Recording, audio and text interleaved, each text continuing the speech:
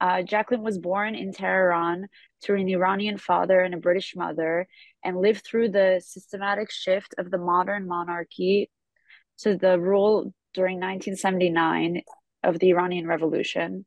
Her memoir, From Miniskirt to Hijab, A Girl in Revolutionary in Iran, chronicles her transformation from a young woman enjoying cultural freedom to one forced to wear the hijab under the oppressive Islamic Republic.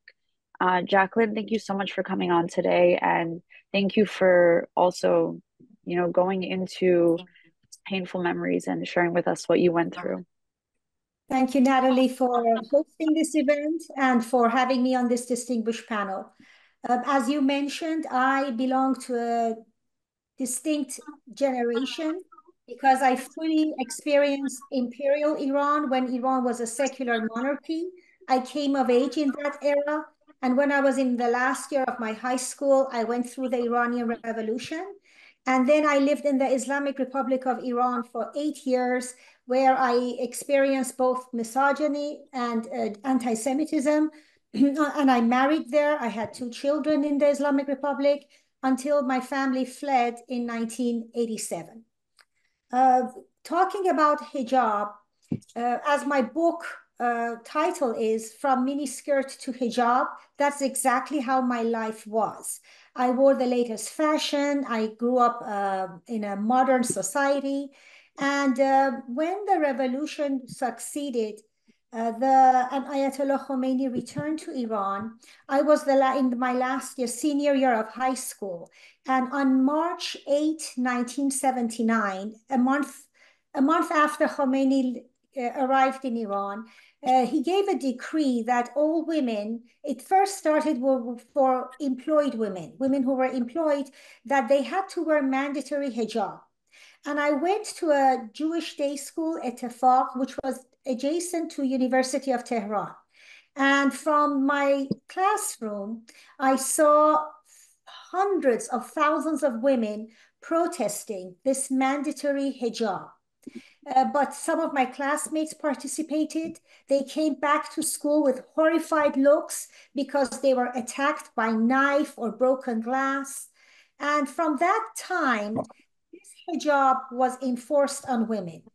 Obviously, it wasn't enforced immediately. It took almost 2 years for the hijab law to be enforced by, as Marzia mentioned, by throwing acid on women's faces, the fear that we endured, and the morality police. I personally was approached by morality police. I was, at that time, this was about 1982. I was walking in the Farah Park, a public park in Tehran, and the morality police came forward. They demanded to look into my sack, whatever I was carrying, and then she just started extremely rude, swearing at me, calling me a whore for not wearing proper hijab.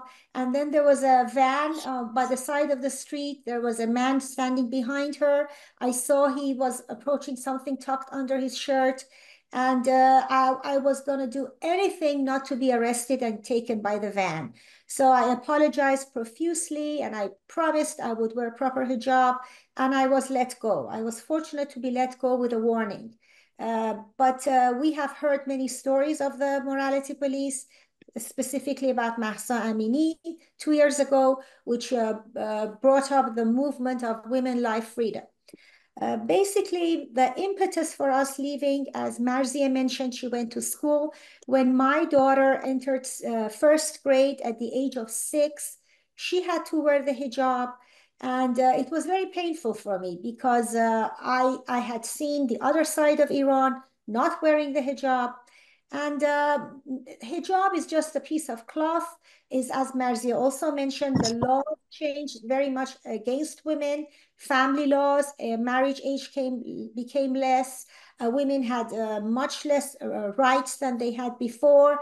A man has the, as she said, the man has the custody rights, more double inheritance than women.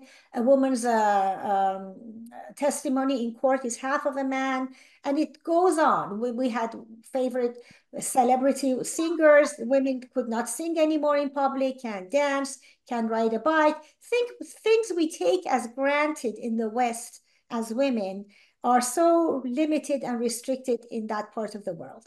And actually, Iran and Afghanistan are the only two countries in the world that hijab is mandatory. And it's not by choice, but they have to wear it. So but currently, with the passing of 45 years, there's a new generation in the country. The population of Iran during the revolution was 35 million. Today is almost 90 million. The majority of Iranian population are young. There is a big disconnection with the elderly leadership.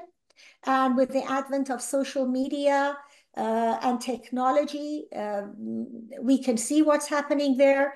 The generation there knows what's happening there outside the country, and they take films and videos of protests and what's happening, and we know what's going on simultaneously. So we just, I think we should be the voice of the women there and the men who are supporting them, because how you dress is a privilege that should be granted to women by choice, not by force.